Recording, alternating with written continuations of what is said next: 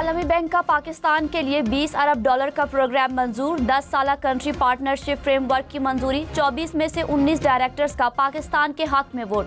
हुकूमती ज़राए के मुताबिक वज़ीर आज़म शहबाज शरीफ और army chief general Syed Asim Munir की कोशिशें रंग लाने लगी।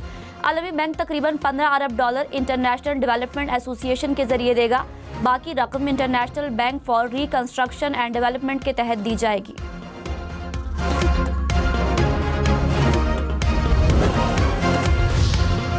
Army chief general Syed Asim Munir ने कहा, रियासत है तो सियासत है, रियासत नहीं तो कुछ भी नहीं। सबको बिला तफरीक दहशतगर्दी के खिलाफ यकजा होना होगा। अवाम और फ़ौज में ख़ास रिश्ता है। रिश्ते में खलीज का झूठा बयानिया बैरून मुल्क से मखसूस एजेंडे के ज़रिए चलाया जाता है। मुत्तहिद होकर चलेंगे तो सूरत हाल जल्द बेहतर हो जाएगी। आर्मी चीफ की खैबर पख्तूनख्वा के सियासी कायदीन से बातचीत।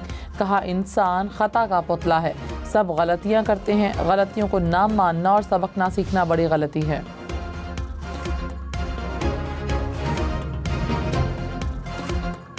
कराची, लाहौर, इस्लामाबाद समेत मुल्क भर के लिए बिजली सस्ती होने का इम्कान। 14 IPPs के साथ नज़रसानी मुआहिदों की मंजूरी।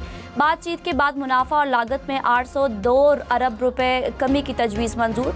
वज़ीर आज़म की ज़ेर सदारत वफाकी काबीना का इजलास। IPP से गुज़श्ता सालों के इजाफी मुनाफे की मद में 35 अरब रुपए की कटौती होगी। नज़रसानी शुदा मुआहिदों से सारिफीन को 1 खरब 40 अरब रुपए का फ़ायदा होगा।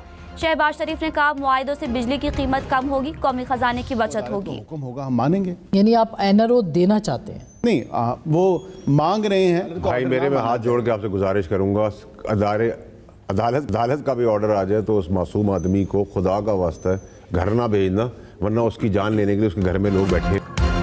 हुकूमत ने बानी PTI की बनी गाला नज़रबंदी का तरीका बता दिया। बैरिस्टर अकील मालिक ने कहा, तहरीक इंसाफ सिक्योरिटी खदशात पर दरखास्तें हुकूमत रुकावट नहीं डालेगी, अदालत ये हुक्म पर अमल करेगी। प्रोग्राम फैसला आपका में फैसल वावडा ने कहा, अदालत हुक्म भी दे तो बानी PTI को बनी गाला नज़रबंद ना करें, वहाँ उनकी ज़िंदगी को ख़तरा है।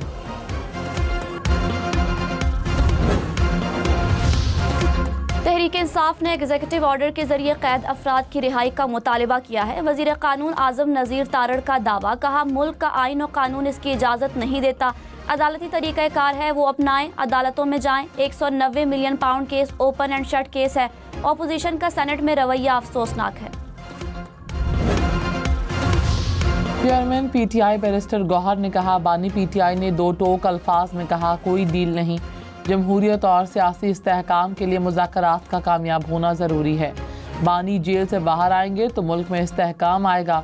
190 मिलियन पाउंड केस के फैसले का मुज़ाकरात से कोई ताल्लुक नहीं। जो भी फैसला है 17 जनवरी को आ जाना चाहिए।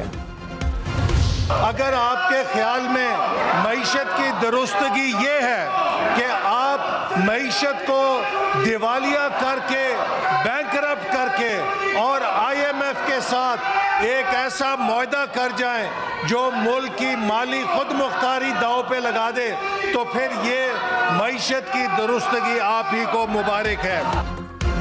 सेनेट इजलास में हंगामा, हुकूमत और अपोजिशन आमने सामने। एहसन इकबाल की तकरीर के दौरान अपोजिशन का एहतजाज, नारे लगाए। वफाकी वजीर ने कहा, बानी PTI कहते थे रसीदें दिखाओ, अपनी रसीदें जाली निकली। किसने 190 मिलियन पाउंड खजाने में नहीं आने दिए?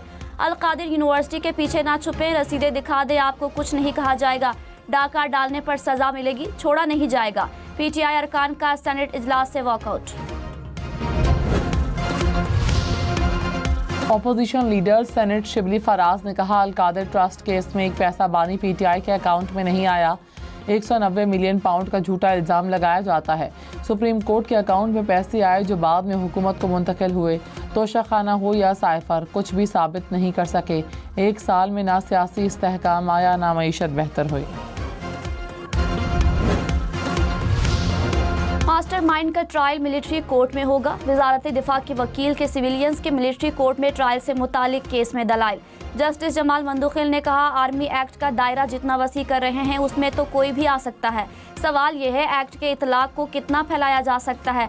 आर्मी एक्ट के तहत तो मुजरिम तब बनेगा जब कोई एहलकार शिकायत करे या मुलविस हो।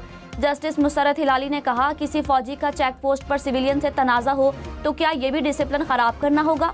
आईनी बेंच केस की समाअत आज दोबारा करेगा।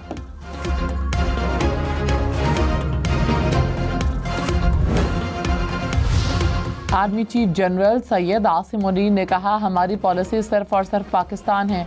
पाकिस्तान हमेशा अफगानिस्तान से बेहतर ताल्लुकात का ख़्वाहां है। इख्तलाफ सिर्फ अफगानिस्तान में फितना ख़वारिज की मौजूदगी और वहाँ से पाकिस्तान में दहशतगर्दी फैलाने पर है। इस मसले के दूर होने तक इख्तलाफ रहेगा। पाकिस्तान के किसी भी इलाके में फितना ख़वारिज की अमलदारी नहीं। खैबर पख्तूनख्वा में बड़े पैमाने पर कोई ऑपरेशन नहीं किया जा रहा। इंटेलिजेंस बुनियादों पर टारगेटेड कार्रवाई की जाती है।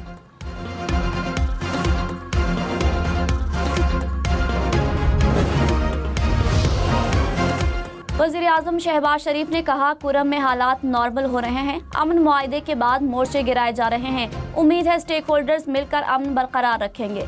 सूबों को विफाक के साथ मिलकर चैलेंजेस को हल करना होगा।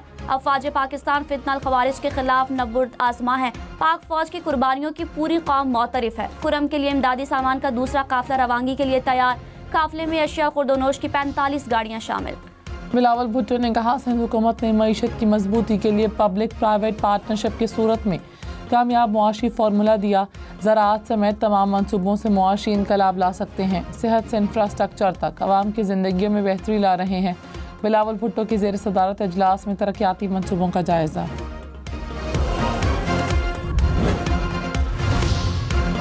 सिंध हुकूमत को मोटरवे मंसूबों पर तहफ़्फ़ुज़ात। वज़ीर आला मुराद अली शाह ने वज़ीर-ए-आज़म शहबाज शरीफ को एक और ख़त लिख दिया।